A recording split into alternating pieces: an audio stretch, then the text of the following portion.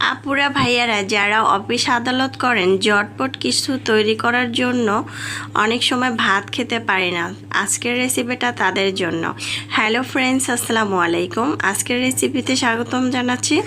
আজকে ঝটপট রেসিপি নিয়ে চলে আসলাম, আর এই ঝটপট রেসিপিটা দিয়ে কিন্তু পেটটা ভরে ভাত খাওয়া যাবে। প্রথমে একটি প্যানের মধ্যে নিয়েছি মাছ, দেখতে পাচ্ছেন আমি রুই মাছের যে পেটের অংশটা সেটা নিয়েছি। আপনারা যে কোনো মাছ কিন্তু নিতে পারেন।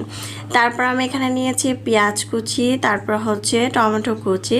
টমেটো 2টি নিয়েছি, পেঁয়াজ নিয়েছি 4টির মতো। যেহেতু এটার মধ্যে আর কিছু দিব না, তাই পেঁয়াজ কুচিটা একটু বেশি নেওয়ার চেষ্টা করবেন।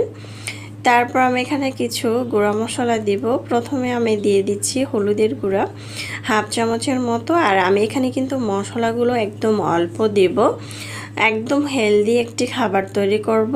তারপরে ধনিয়ার গুঁড়া দিয়েছি আমি এখানে 1/2 চামচের মতো, আর এখানে আমি নিয়েছি একটি মরিচ, দেখতে পাচ্ছেন।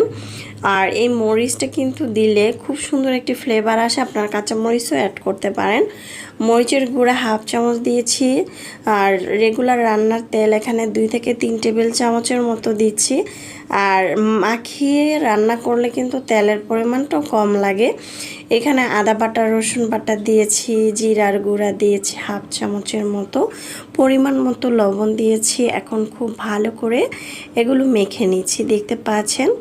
আর মাখিয়ে রান্না করলে তরকারিটা এত বেশি মজা হয়।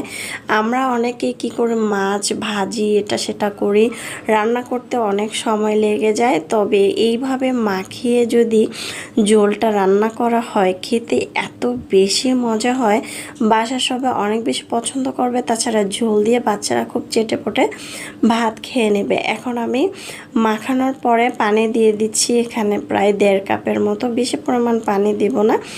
আর এটা ঢাকনা দিয়ে ঢেকে চুলার আঁচ বাড়িয়ে দিয়ে রেখেছিলাম, দেখতে পাচ্ছেন ঝোলটা একদম মাখা মাখা হয়েছে। এরপর যে ধনেপাতা কুচি দিয়ে দিচ্ছি, ওপর থেকে ছড়িয়ে চুলার আঁচ বাড়িয়ে দিব। আর ভাজা জিরার গুঁড়া থাকলে অ্যাড করতে পারেন। খেতে এত বেশি মজা হয়েছিল, এই ঝোলটা আর শুকাবো না, এতটুকু ঝোলে রাখবো।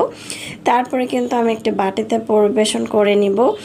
আর এই ঝোলটা দিয়ে ভাত খেতে এত বেশি মজা হয়, ঝোলটা আর শুকাবো না।